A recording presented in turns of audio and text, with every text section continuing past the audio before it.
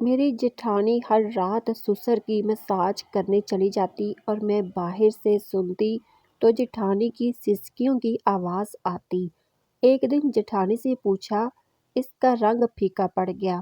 کہنے لگی، تم یہ بات کسی کو نہ بتانا، اور آج رات میری جگہ تم مساج کرنے جانا۔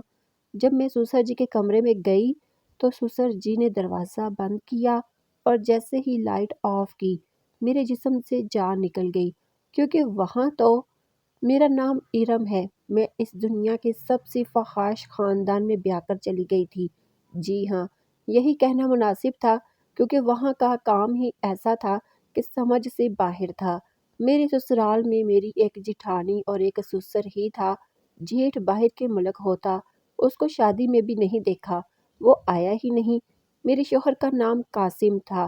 دراصل ہماری محبت کی شادی تھی اور میرے گھر والے راضی نہیں تھے اس رشتے سے، کیونکہ میرا شوہر بہت کمزور اور بیمار نظر آتا تھا۔ میری بابا کو پورا یقین تھا کہ یہ نشہ کرتا ہے، جبکہ ایسا نہیں تھا۔ میں چاہتی تھی کہ ہماری شادی عزت اور سکون سے ہو جائے، پر ایسا نہیں ہو پایا اور وہ بات بگڑ گئی۔ میرے گھر والوں نے میرے شوہر کو کہا کہ 3 دن ہے تمہارے پاس، اس کو نکاح کر کے لے جاؤ، ورنہ چوتھے دن ہم نے اس کی شادی اس کے کزن سے کروا دینی ہے۔ شوہر نے ہاتھ پاؤں مارے، دوستوں کی مدد لی اور شادی کر لی۔ بابا نے کہا، تم پر آج سے اس گھر کے دروازے بند ہیں۔ پر حیران میں تب ہوئی جب قاسم کے والد صاحب بھی شادی میں خوشی خوشی آئے اور ولیمہ بھی ہوا۔ وہ بالکل بھی ناراض نہیں تھے، کہتے تھے کہ محبت کرنا گناہ نہیں ہے۔ میری شادی پر ہی میں اپنی جیٹھانی سے ملی، اس نے مجھے تسلی دی اور کہا کہ سب ٹھیک ہو جائے گا۔ اب شوہر دن رات محنت کرنے لگا، کیونکہ اب ہمیں پیسوں کی ضرورت تھی۔ وہ صبح جاتا تو رات کو ہی واپس آتا تھا۔ ایسے میں گھر میں صرف میں اور میری جیٹھانی ہی تھے۔ ایک دن میں نے کچھ بہت ہی عجیب دیکھا۔ رات ہوتے ہی میری جیٹھانی سارا کام ختم کر کے میرے سسر کے کمرے میں جاتی۔ اس کے ہاتھ میں تیل کی ایک پیالی تھی۔ میں یہ منظر دیکھ کر بڑی حیران ہوئی۔ وہ اندر گئی اور اس کے اندر جا کر دروازہ اس نے بند کر لیا۔ میں حیران رہ گئی کہ بھلا اس وقت اس کا اندر کیا کام ہے اور یہ تیل لے کر اندر کیوں گئی ہے۔ کچھ دیر میں کھڑی رہی کہ شاید تیل دینے گئی ہوگی اور دروازہ غلطی سے بند ہو گیا ہوگا، وہ ابھی واپس آ جائے گی۔ لیکن وہ واپس نہیں آ رہی تھی۔ 15 سے 20 منٹ گزر گئے، واپس نہیں آئی۔ کچھ دیر بعد میرا شوہر آ گیا۔ میں نے اس کے لیے کھانا گرم کیا، پھر ہم نے ساتھ بیٹھ کر کھانا کھایا۔ شوہر نے رات کی نماز پڑھی۔ تھوڑی دیر بعد اس نے مجھے چائے کا کہہ دیا۔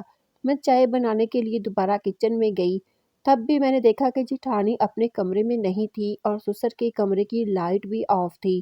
اس کا مطلب وہ سو چکے تھے۔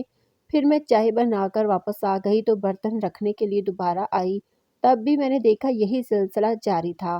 خیر، چوکیدار بن کر تو میں نہیں بیٹھ سکتی تھی اور بھی کچھ نہیں کر سکتی تھی۔ میں اپنے کمرے میں آ گئی۔ صبح اپنی جیٹھانی سے پوچھنا چاہتی تھی لیکن ہمت نہیں ہو رہی تھی۔ اگلے دن پھر سے یہی ہونے لگا۔ وہ پھر رات ہوتے ہی وہ سارے کام ختم کر کے کافی جلدی میں نظر آ رہی تھی۔ جب اس کو لگا کہ اب سارے گھر والے سو گئے ہیں تو وہ تیل لے کر میرے سسر کے کمرے میں چلی گئی۔ میں دیر تک جاگتی تھی کیونکہ میرا شوہر دیر سے آتا تھا۔ دروازہ بند ہونے والی بات نے مجھے بہت زیادہ پریشان کیا تھا۔ میں آہستہ آہستہ چلتی ہوئی کمرے کے پاس چلی گئی۔ میرے قدم بہت ہی محتاط انداز میں بڑھ رہے تھے اور کان ضرورت سے ہی زیادہ کھلے ہوئے تھے۔ چھوٹے موٹے شور کی آواز پر بھی میری آنکھیں ادھر ادھر دیکھنا شروع کر دیتی تھی۔ لیکن پھر میں نے ایسی آواز سنی جن کو سن کر میں حیران رہ گئی، کیونکہ میری جیٹھانی جب کمرے میں تھی تو سسر کے کمرے سے میری جیٹھانی کی سسکیوں کی آواز آ رہی تھی۔ میں نے اپنے کانوں کو ہاتھ لگایا۔ میں بری طرح حیران رہ گئی کہ یہ سب کیا ہو رہا ہے۔ پہلے مجھے لگا کہ میرا وہم ہے، لیکن میں نے باقاعدہ آوازیں سنی اور اب تو میں پورے یقین کے ساتھ کہہ سکتی تھی کہ جو کچھ بھی ہو رہا تھا۔ میں نے دروازے پر دستک دینے لگی کہ لائٹ آن ہو گئی اور میں ڈر گئی کہ لگتا ہے کہ کوئی باہر آ رہا ہے۔ میں واپس اپنے کمرے میں آ گئی، سوچا اپنے شوہر سے بات کروں، لیکن اس کو یہ سب کچھ نہیں بتانا چاہیے تھا۔ اگلے دن اپنی جیٹھانی سے ہی بات کرنے کے بارے میں سوچا۔ وہ میرے سامنے بیٹھی سبزی کاٹ رہی تھی اور میں برتن دھو رہی تھی۔ میں نے کہا کہ رات کو تم سسر جی کے کمرے میں کیا کرنے گئی تھی؟ تمہارے ہاتھ میں تیل تھا اور تم نے دروازہ بند کر دیا۔ میری جیٹھانی تو حیران ہی رہ گئی۔ اس کو مجھ سے اس طرح کی بات سننے کی امید نہیں تھی۔ کہنے لگی کہ ان کے پاؤں میں درد تھا تو میں ان کے پیروں پر تیل لگانے کے لیے گئی تھی۔ میں نے کہا کہ تیل لگانے کے لیے گئی تھی، دروازہ بند کرنے کی کیا ضرورت تھی؟ اور تم تو جا کر اندر ہی بیٹھ گئی۔ میں 2-3 دفعہ چکر لگانے کے لیے آئی تو میں نے دیکھا کہ تم کمرے میں ہی نہیں تھی۔ میری جیٹھانی نے مجھ سے جھوٹ بول دیا کہ میں کمرے میں نہیں باتھ روم میں تھی، اس لیے تمہیں نظر نہیں آئی ہوں گی۔ میری طبیعت تھوڑی خراب تھی، وہ مجھ سے نظر نہیں ملا رہی تھی، اپنے کام میں مصروف ہو گئی۔ میں نے کہا کہ کیا ہوا تھا تمہاری طبیعت کو؟ تو وہ جھنجھلا کر بولی کہ کیوں تم اتنی سی بات کا کیما بنا رہی ہو، چھوڑو یہ سب کام کرو، آج بہت زیادہ گرمی ہے، انسان کو اپنا اچھا نہیں لگتا، ورنہ تم ہو کہ اتنے سارے سوال کر رہی ہو۔ اس نے بات کا رخ دوسری طرف کر دیا تھا، لیکن میں نے اندازہ لگا لیا تھا۔ میری ایک بہت ہی قریبی دوست تھی، جب میں نے اس کو یہ سب کچھ بتایا تو اس نے اس بات کو سن کر اسے ہوا دی اور اپنے کانوں کو ہاتھ لگا کر بولی کہ پاگل تو نہیں ہو گئی ہو، ظاہر ہے وہاں پر کیا ہو رہا ہوگا، تمہیں پتہ کرنا چاہیے۔ میری جیٹھانی بھی بڑی عجیب طرح کی عورت تھی، چپ چاپ رہتی تھی اور بہت ہی کھلے کپڑے پہنتی تھی۔ ایک طرف کہتی تھی کہ مجھے گرمی لگ رہی ہے اور دوسری طرف اتنے لمبے اور موٹے کپڑے پہنتی تھی۔ تب اس کو گرمی نہیں لگتی تھی کیا؟ کوئی نہ کوئی گڑبڑ ضرور تھی۔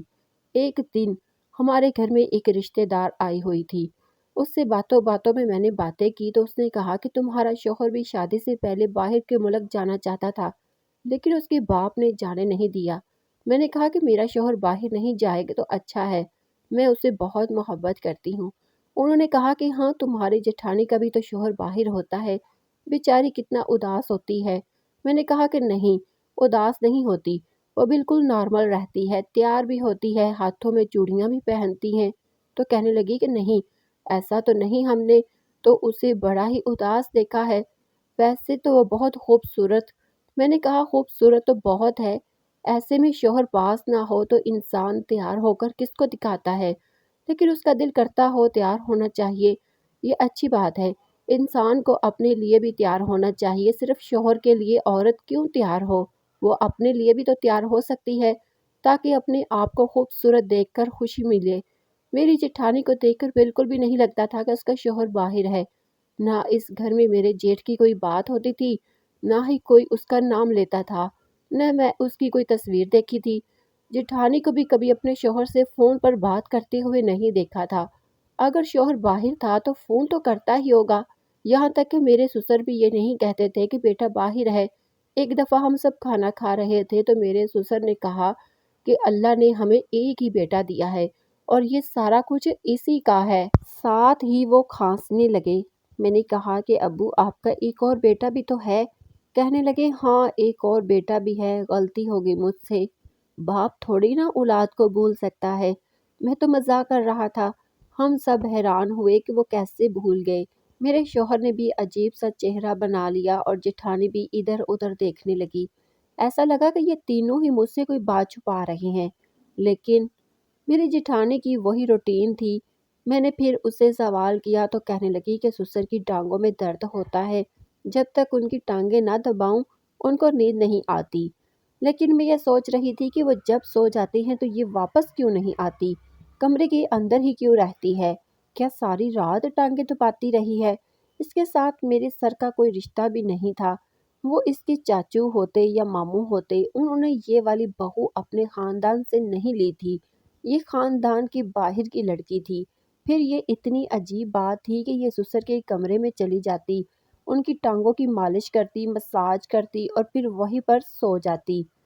اس کا وہاں کیا کام تھا؟ اور وہ آوازیں، ان کے بارے میں سوچ کر تو میرے دماغ ویسے ہی گھوم رہا تھا، جو میں سوچنا بھی نہیں چاہتی تھی وہ اس گھر میں ہو رہا تھا۔ ایک دن تو کچھ ایسا ہوا کہ میں حیران ہی رہ گئی۔ میں نے اپنی جیٹھانی کو کپڑے بدلتے ہوئے دیکھ لیا، وہ مجھے دیکھ کر بری طرح چونک گئی، لیکن اس سے زیادہ تو میں چونک گئی تھی۔ میں نے کہا کہ آپ تو ماں بننے والی ہیں اور آپ نے مجھے بتایا ہی نہیں۔ اس کی زبان اس کا ساتھ نہیں دے رہی تھی۔ وہ پہلے تو بہت گھبرا گئی، پھر خود کو سنبھال کر بولی کہنے لگی کہ ہمارے خاندان میں یہ سب بتایا نہیں جاتا، جب تک 7 مہینے نہیں ہو جاتے تب تک کسی کو بھی نہیں بات بتائی جاتی، کہتی ہیں کہ نظر لگ جاتی ہے اور اچھی بات نہیں ہوتی، اس لیے میں نے کسی کو بھی نہیں بتایا کہ میں ماں بننے والی ہوں۔ میں نے کہا کہ میرے شوہر نے بھی نہیں بتایا، کبھی سسر نے بھی ذکر نہیں کیا، کیا ان لوگوں کو بھی نہیں پتا؟ میری جیٹھانی کو نہ کوئی بات نہ آ رہی تھی نہ جا رہی تھی، اس نے کہا کہ نہیں پتا، ان کو یاد نہیں رہا ہوگا یہ کس قسم کی بات تھی، اتنی بڑی بات کوئی کیسے بول سکتا ہے، اور مجھے بھی پتا نہیں چلا پہلے کیونکہ میری جیٹھانی بہت کھلے کپڑے پہنا کرتی تھی، پر اب اس کو دیکھ کر لگتا تھا کہ اس کا 7واں مہینہ چل رہا ہے، اس کا مطلب کہ 7 مہینے پہلے میرا جیٹھ آیا تھا، لیکن پھر بھی کوئی اس گھر میں اس کا نام نہیں لیتا تھا۔ کیا ان کی اس کے ساتھ کوئی دشمنی تھی یا اس کو پسند نہیں کرتے تھے؟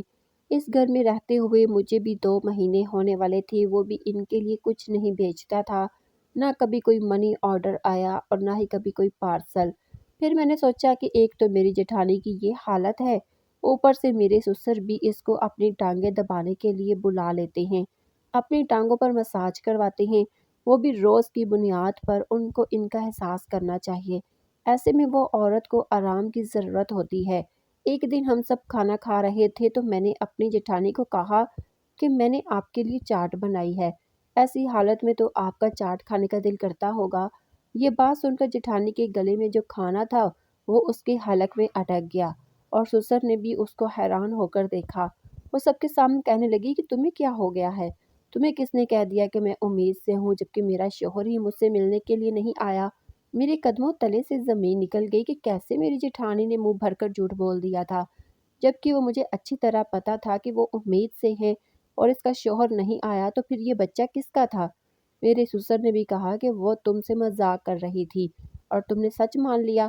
بیٹی ابھی ایسی کوئی خوشخبری نہیں ہے ہمارے گھر میں، اب تو تم لوگوں کی طرف سے ہی دیکھتے ہیں، جلدی سے کوئی خوشخبری سنا دو تو اس گھر میں بھی رونق لگ جائے۔ میرے سسر نے اچانک ہی میری جیٹھانی کو کہا کہ تمہاری امی کے گھر تمہیں چھوڑ کے آنا تھا، آؤ میں تمہیں چھوڑ آتا ہوں۔ میں تو بھول ہی گیا، تم بھی یاد نہیں کرواتے۔ اب اس کا شوہر گھر پر نہیں ہے تو یہ ذمہ داری مجھے ہی پوری کرنی پڑتی ہے، جب یہ کہتی ہے اس کے میکے چھوڑ آتا ہوں۔ میرے سسر مجھے صفائی دے رہے تھے، اس کے والد صاحب کے ساتھ میری کافی دوستی بھی ہے، وہاں پر تھوڑی دیر بیٹھ جاتا ہوں، اچھا ٹائم گزر جاتا ہے۔ تم دونوں میاں بیوی بیٹھ کر کھانا کھاؤ، ہم چلتے ہیں۔ میری جیٹھانی کے چہرے کا رنگ اڑ گیا تھا، وہ عجیب طرح سے مجھے دیکھ رہی تھی جیسے میں نے اس کی زندگی برباد کر دی تھی۔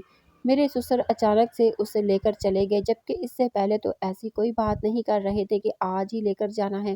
وہ چلے گئے تو میرے شوہر نے مجھے کہا کہ تم کو کس نے یہ سب کہہ دیا، اس طرح کی باتیں کیوں کر رہی ہو؟ میں نے کہا کہ میں نے دیکھا تھا ان کا پیٹ اتنا بڑا ہوا تھا۔ میرا شوہر ہنسنے لگا کہ اس کا پیٹ کھانے سے بڑا ہوگا، تم سمجھ رہی ہو کہ وہ پریگننٹ ہے؟ میرا بھائی 2 سال سے واپس نہیں آیا ہے تو بچہ کہاں سے آئے گا؟ میں نے اپنے شوہر کو کچھ نہیں کہا اور بحث نہیں کی، پر بات صاف تھی اور میں نے اپنی آنکھوں سے دیکھا تھا، میری جیٹھانی امید سے تھی اور اس کا 7واں مہینہ چل رہا تھا، لیکن وہ یہ بات کیوں چھپا رہی تھی؟ اور اگر چھپا رہی تھی تو پھر کب تک چھپاتی؟ اس نے بچے کو پیدا نہیں کرنا تھا؟ میرے سسرال جیٹھانی کو رات تک واپس آئے تو اپنی جیٹھانی کو دیکھ کر میں حیران رہ گئی، اس کے چہرے پر ایک بہت بڑا نشان بنا ہوا تھا، زخم لگا تھا۔ میں آگے بڑھی، میں نے کہا کہ کیا ہوا، کیسے ہوا؟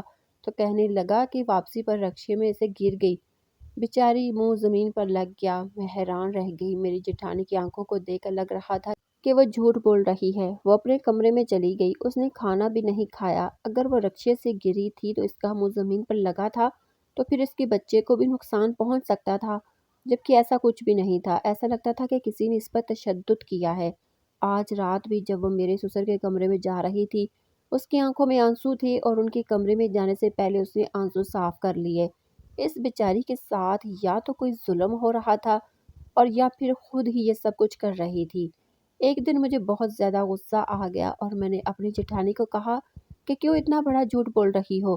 سب کے سامنے میں اندھی نہیں ہوں، میں نے تمہیں اپنی آنکھوں سے دیکھا ہے، تم ماں بننے والی ہو، تم نے نقلی پیٹ نہیں لگا رکھا، تم اتنا کھانا نہیں کھاتی ہو کہ تم موٹی ہو جاؤ، تمہاری کوکھ میں کس کا بچہ ہے؟ تمہارا شوہر نہیں آیا ہے تو پھر یہ بچہ کس کا ہے؟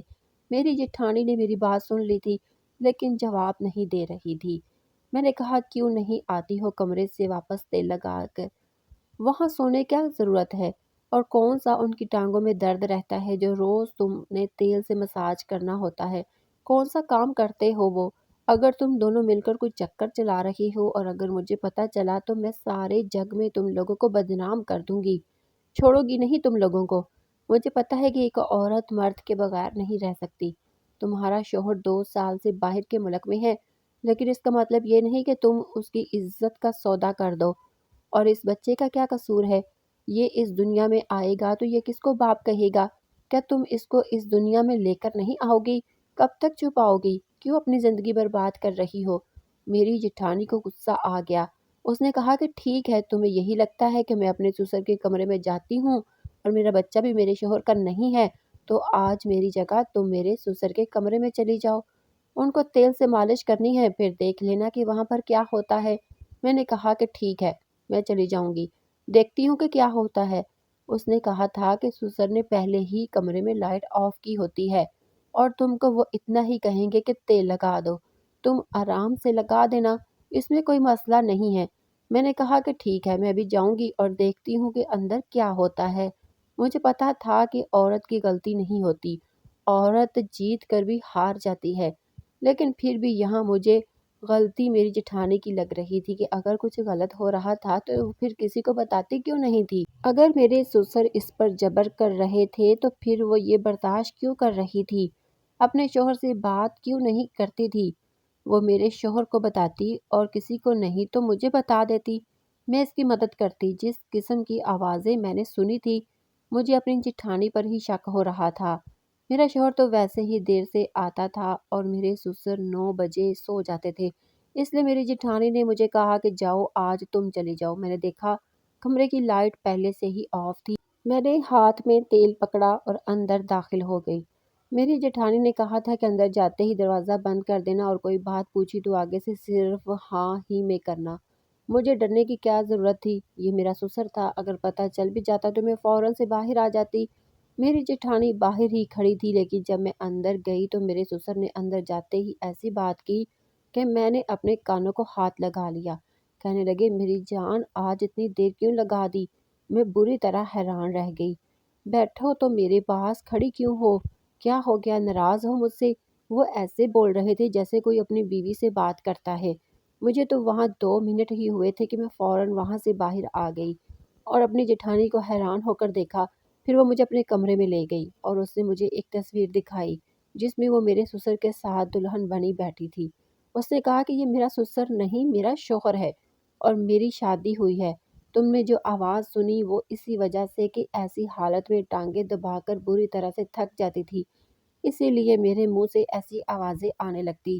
یہ انسان اچھا نہیں ہے، مجھ پر ظلم کرتا ہے، مجھے اپنا غلام سمجھتا ہے کیونکہ میرے آگے پیچھے کوئی نہیں تھا، لیکن یہ میرا شوہر ہے اور یہ بچہ بھی اسی کا ہے۔ اس نے کہا تھا کہ جب بچے کے دن آ جائیں گے تو یہ مجھے گاؤں بھیج دے گا اور پھر کچھ نہ کچھ کر کے کہہ دے گا کہ یہ بچہ گود لیا ہے۔ تمہارے شوہر نے مل کر یہ پلان بنایا تھا کہ تمہیں یہ بات پتہ نہ چلے، نہیں تو بدنامی ہوگی۔ ہمارے خاندان میں یہ بات کسی کو بھی نہیں پتہ، جو عورت اس گھر میں آئی تھی وہ تو میرے شوہر کی بہن تھی، اسی لیے وہ بھی ہمارے ساتھ ملی ہوئی تھی۔ جب تم نے سب کے سامنے کہا کہ آپ امید سے ہیں تو میرے شوہر نے مجھ پر غصہ کیا اور مجھ پر ہاتھ بھی اٹھایا۔ تبھی میرے چہرے پر زخم لگا ہوا تھا۔ سارے راستے اس نے مجھے باتیں سنائی تھی۔ یہ خاندان بہت ہی عجیب ہے، یہاں پر بہت سارے راز ہیں جس میں سے میں بھی ایک راز ہوں۔ تمہارے شوہر نے تمہیں یہ بات شاید اس لیے نہیں بتائی کہ تم عجیب نہ سوچو، تم کو برا نہ لگے، لیکن اب تم اپنے شوہر کو بتا دینا کہ تمہیں سب کچھ پتہ ہے اور تم خاموش رہنا۔ میرے شوہر خود ہی تم لوگوں کو یہ ساری باتیں بتا دیں گے جب تمہیں یہاں پر کچھ مہینے ہو جائیں گے، لیکن تب تک تم میری جان جاسوسی کر کے میرے معاملات میں بول کر میرے لیے ہی مسائل کھڑے کر رہی ہو۔ اسی لیے آج میں نے تمہیں اپنی جگہ کمرے میں بھیجا تھا کہ تمہیں یقین ہو جائے۔ میں نے اپنی جٹھانی سے معافی مانگی اور اس سے وعدہ کیا کہ آئندہ ایسی کوئی حرکت نہیں کروں گی، کیونکہ میری وجہ سے اس کی زندگی پر اثرات پڑ رہے تھے۔ اس کے بعد میں نے اپنے شوہر کو یہ بات بتا دی، وہ بھی شرمندہ ہو گیا۔ اس نے کہا کہ پہلے ہی تم اپنا سب کچھ چھوڑ کر یہاں پر آئی تھی میں نہیں چاہتا تھا کہ تم یہ سوچو کہ میں کس قسم کے لوگوں میں آ گئی ہوں۔ میرے بابا نے اس لڑکی سے محبت کی شادی کی ہے، اس لیے وہ ہماری محبت کے خلاف نہیں تھے، تو ان کو ان کے حال پر چھوڑ دو اور میرے ساتھ اپنی زندگی گزارو۔ میں نے ایسا ہی کیا۔ سسر کے ہاں بیٹی پیدا ہوئی تو پھر ان کے اندر بھی تھوڑی سی شرم آئی، کیونکہ پہلے ان کی کوئی بیٹی نہیں تھی۔ اب وہ اچھے طریقے سے رہتے اور اپنی بیوی کا خیال بھی کرتے تھے۔ ہم لوگ اسی طرح زندگی گزار رہے تھے، وہ لوگ اپنی زندگی میں مصروف تھے، ہم لوگ اپنی زندگی میں، یہاں تک کہ ہم نے پوشن اور چولہا بھی الگ کر لیا، اور اب تو ہمارا ان سے بالکل ہی رابطہ ختم ہو گیا۔ میرا شوہر اچھا انسان ہے، مجھ سے بہت محبت کرتا ہے۔